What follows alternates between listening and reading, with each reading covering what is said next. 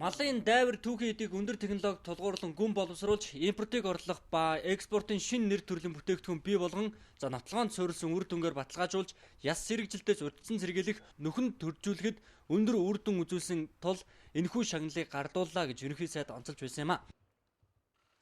Эх орны нөхөн сэргээгдэгч, хоёр дахь түүхийн эд болох адууны ясны биологийн үнэт чанарыг хэвээр хадгалан зохион бүтээсэн уг экологийн цэвэр бүтээгдэхүүн нь мэдлэг шингэсэн ангаах ухааны чадвар сайтай импорт орлох, экспорт чиглэсэн манай орны шинэ брэнд бүтээгдэхүүн болж чаджээ. За байгаль дээлтэй аргаар хүний биед аливаа сөрөг нөлөөгүй органик шинэ бүтээгдэхүүний тэрээр нээж чадсан гэж салбарынх нь үнэлдэг.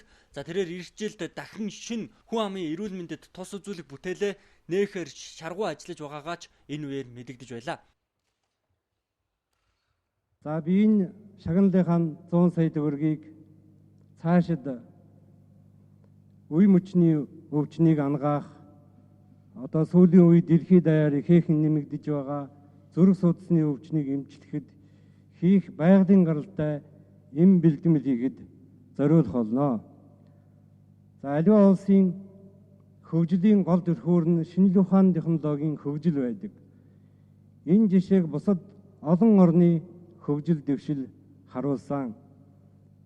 За манай улсын засгийн газраас шинжлэх ухааны технологиг хөгжүүлэх, инновацийг дэмжих чиглэлээр хийж байгаа олон ажлууд нь энэ шагналыг өгж байгаагийн нэг хэлбэрээ гэж би бодож байна.